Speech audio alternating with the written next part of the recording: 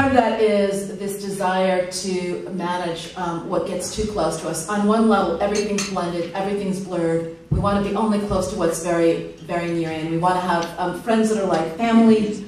We want to say that friends and family are the same thing, and yet arm's length intimacy on the rise.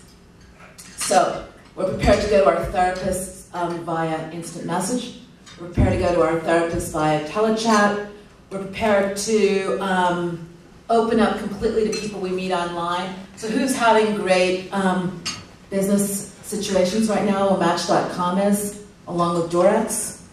People are really very anxious to couple up. They're very, very anxious to be engaged in intimate, deep relationships via social media platforms. They're willing to be very, very familiar and intimate with the protection of a screen, because they can always commit Facebook suicide and start again. So Facebook suicide's on the rise, people defriending, unfriending people they don't like, creating new levels of friendship so that I can have my close-in friends, my sort of friends, my blacklist friends, friends I never want to see again. But what we're really finding is that people are doing less face-to-face opening up and much more opening up by all kinds of arm's length mechanisms. So I don't know how many of you have been invited to participate in an online wake recently. Online wakes are the newest thing, where you go, you pay your condolences, you celebrate the life of someone you either knew or you knew someone close to them, and you participate in this meaningful experience virtually.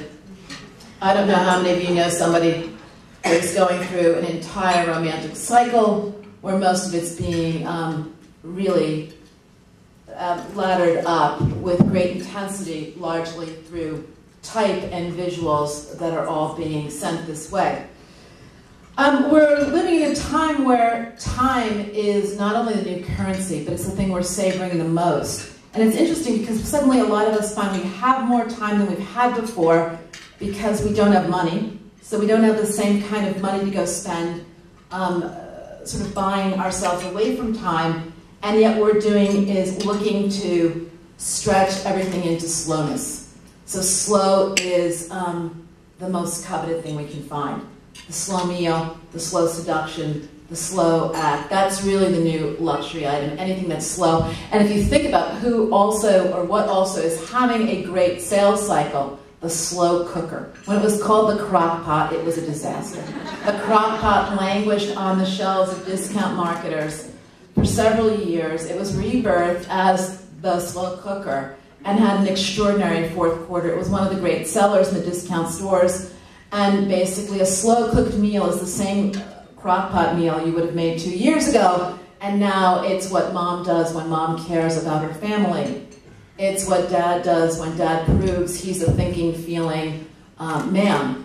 And this slowness and the whole idea of embracing a slow cooked meal really is an opportunity to prove that we have it in ourselves to actually dig deep.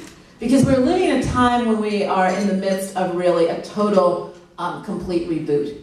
And one of the things we have to do is reboot ourselves to actually be able to function at slow speed. All we've really known how to do is marathon and sprint. And we now need to learn how to walk. And we need to do that while we're going 40 miles per hour on an interstate. And the real problem is that most of us are doing it in a highly leveraged Porsche. And we're going to need to learn how to do this in a beat-up jalopy. And we need to do it without being able to stop, without being able to find much security in the auto we're doing it in, and the trucks are soaring past us. And this kind of reboot is what the country's going through, that's what the Western economies are going through, and it's what most of us are going through in our own households. And we're doing it at a time when really what we need to do is stop and figure out how to savor respite and savor things that heretofore we might not have valued very much. Not very many people would have thought a great family vacation was going camping in the backyard, or a great family dinner party was a crock pot meal where you threw in extra vegetables and opened up a $10 bottle of local wine. And that's actually what people are suddenly aspirational for.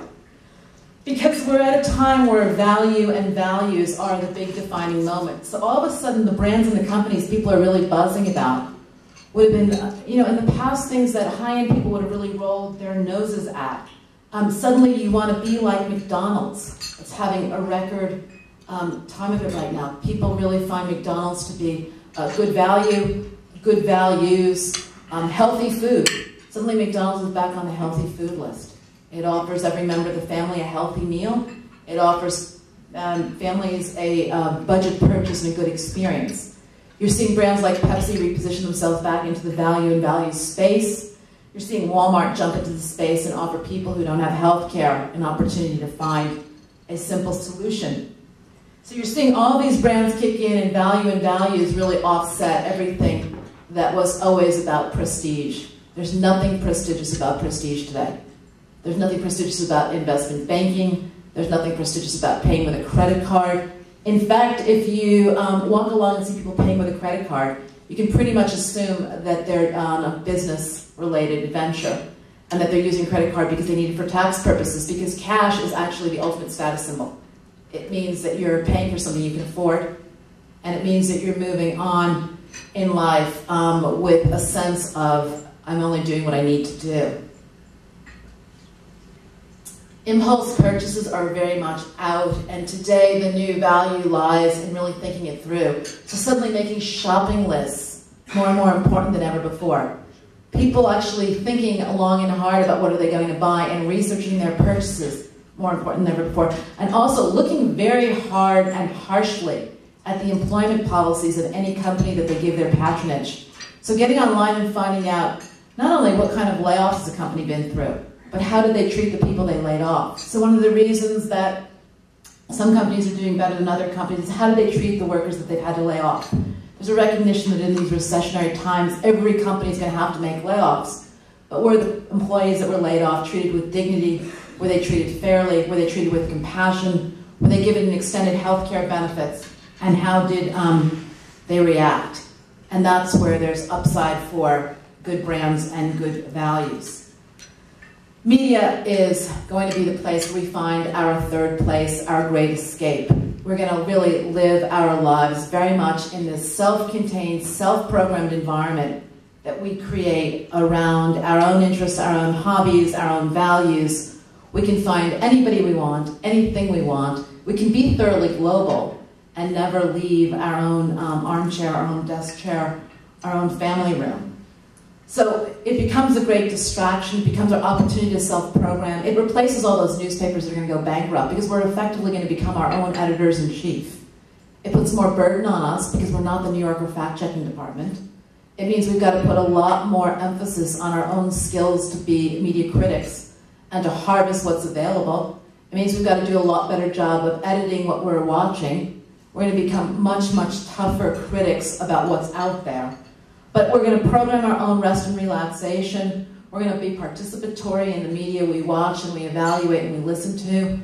We're going to get very, very deep about what's there and what we're interested in. We're going to start piping our own things in. We're going to share it with people we care about. We're going to grow it, and we're going to try to create the most perfect environment we can find so that we can enjoy global news and national news and local news and sports news and entertainment news and news about our trades, and news about our hobbies, and news about our passions.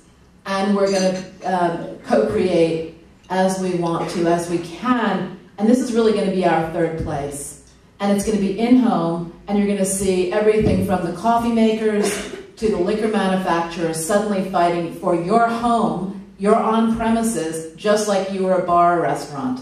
Your couch is going to be every bit as important as pouring at the local Chili's. And that's going to be a real big difference because suddenly you are human media. How many people are on your friend list? How many people do you motivate? How many people do you control? And suddenly you're going to be really selling your own space.